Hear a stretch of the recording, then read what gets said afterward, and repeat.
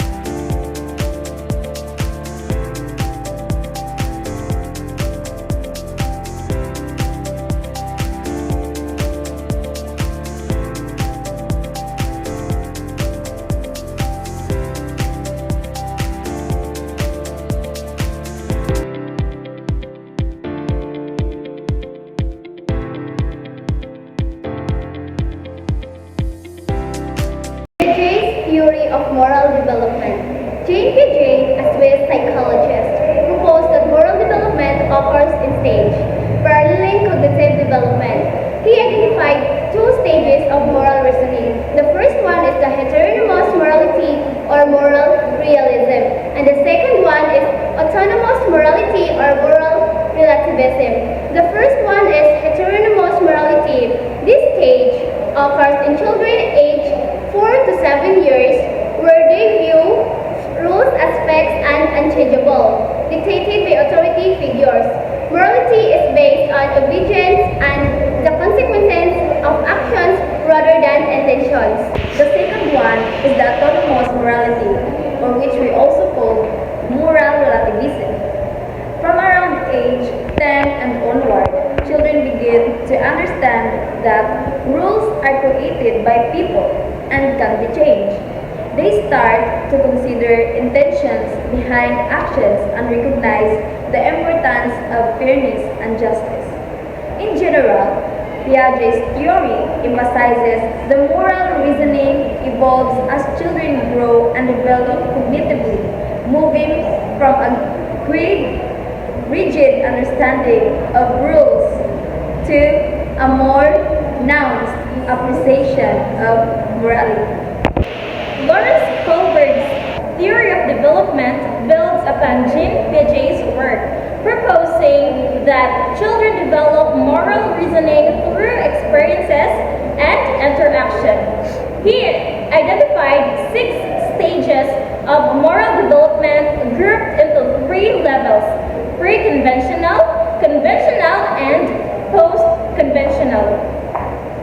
The pre-conventional level focuses on individual and perspective, obedience, and punishment, while the conventional level emphasizes social norms, expectation, and laws. The post-conventional level is based on principles of justice and fairness. Kohlberg's theory rejects traditional character education and values clarification approaches, instead advocating for moral education that fosters development through moral dilemma discussions and just community schools that promote democratic participation, collective decision-making, and responsibility. The ultimate goal is to promote moral maturity, fairness, and justice. In Thoriel's domain theory, in the 1970s, some problems were found with Kohlberg's moral development theory. Elliot Thoriel responded by creating domain theory, which says that children understand moral rules and social rules as 2 separate things. So the first type of rules is the moral rules. These are about right and wrong. Breaking them can hurt others. Example, cheating and stealing. These rules are based on fairness, harm, and caring. They are important even if no one tells you to follow them. And the second rule is social conventions. These are rules made by society to help people get along. Example, raising your hand to speak, how to greet someone. They don't use cuts and harm if broken, but they help keep order. So why is this important? Children learn to tell the difference between moral and social rules from a young age. Thoriel showed that kids can make fair decisions early on, not just when they are older. The theory helps explain how kids and teens think about privacy, independence, and following rules from parents or teachers. In summary, Toril believed that moral thinking and social rule following develop in separate but connected ways. People use both types of understanding to make decisions in real life. Main theory suggests that moral education should focus on universal concerns like fairness and human welfare, rather than specific conventions or norms.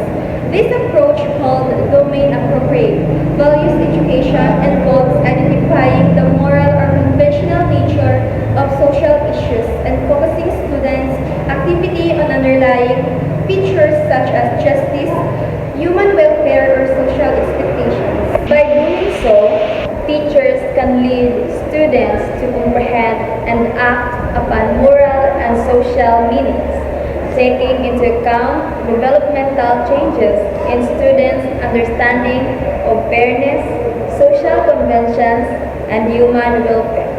This enables teachers to effectively address complex social issues and promote moral growth in students.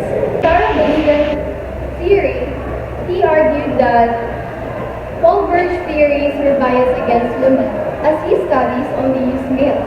She proposed a morality of care that emphasizes interconnectedness, nonviolence, and responsibility, particularly in response to someone in need. This contrasts with Kohlberg's morality of justice that focuses on fairness, quality, and rights. Gilligan eventually linked these moralities to gender differences, suggesting that women tend towards care and men toward justice. But her work has broader implications for understanding moral reasoning and the importance of care in ethics.